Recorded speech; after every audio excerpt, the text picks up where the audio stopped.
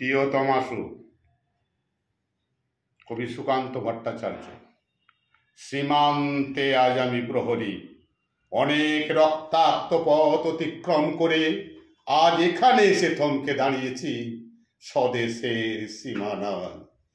ধূসর তিউনিসিয়া থেকে স্নিগ্ধ ইতালি থেকে ছুটে গেছি বিপ্লবী ফ্রান্সে। নক্ষত্র নিয়ন্ত্রিত নিয়তির মতো দুর্নিবার অপরাহত রাইফেল হাতে ফ্রান্স থেকে প্রতিবেশী বার্মাতেও।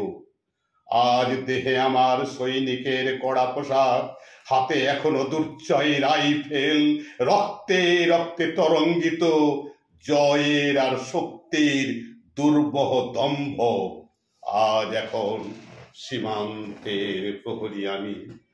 আজ নীল আকাশ আমাকে পাঠিয়েছে নিমন্ত্রণ, স্বদেশের হাওয়া বয়ে এনেছে অনুরোধ, চোখের সামনে খুলে ধরেছে সবুজ চিঠি। কিছুতেই বুঝি না কি করে এড়াবো তাকে, কি করে এড়াবো এই সৈনিকের কড়া পোশাক। যুদ্ধ শেষ, মাঠে মাঠে প্রসারিত শান্তি, চোখে এসে লাগছে তারই শীতল হওয়া।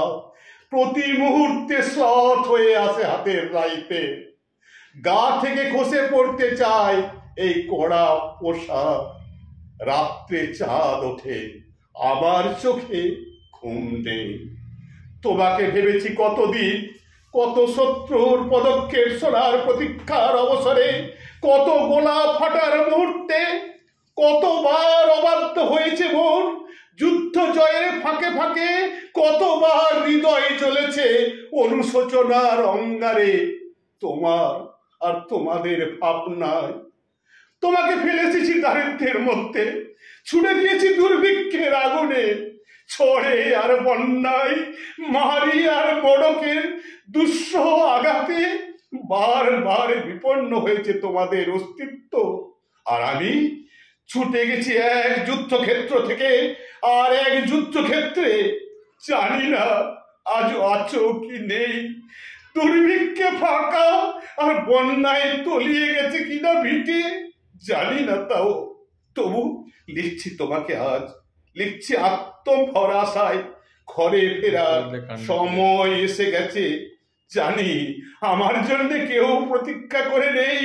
মালায় আর পতাকায়, প্রদীপে আর মঙ্গল ঘটে, জানি সম্বর্ধনা রটবে না লোক মুখে, মিলিত খুশিতে মিলবে না বীরত্বের পুরস্কার।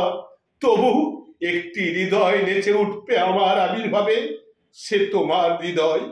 যুদ্ধ চায় না, যুদ্ধ তো থেমে গেছে।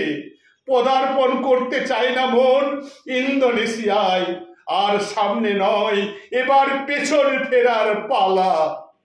পরের জন্য যুদ্ধ করেছি অনেক, এবার যুদ্ধ তোমার আর আমার জন্যে। প্রশ্ন করো যদি এত যুদ্ধ করে পেলাম কি, উত্তর তার তিউনিসিয়ায় পেয়েছি জয়, ইতালিতে জনগণের বন্ধুত্ব, ফ্রান্সে পেয়েছি মুক্তির মন্ত্র, আর নিষ্কণ্টক বার্মায় পেলাম ঘরে ফেরার তাগাদা। আমি যেন সেই বাতিওয়ালা যে সন্ধ্যায় রাজপথে পথে বাতি জ্বালিয়ে ফেরে, অথচ নিজের ঘরে নেই যার বাতি জ্বালার সামর্থ্য। নিজের ঘরেই জমে থাকে দুঃসহ অন্ধকার।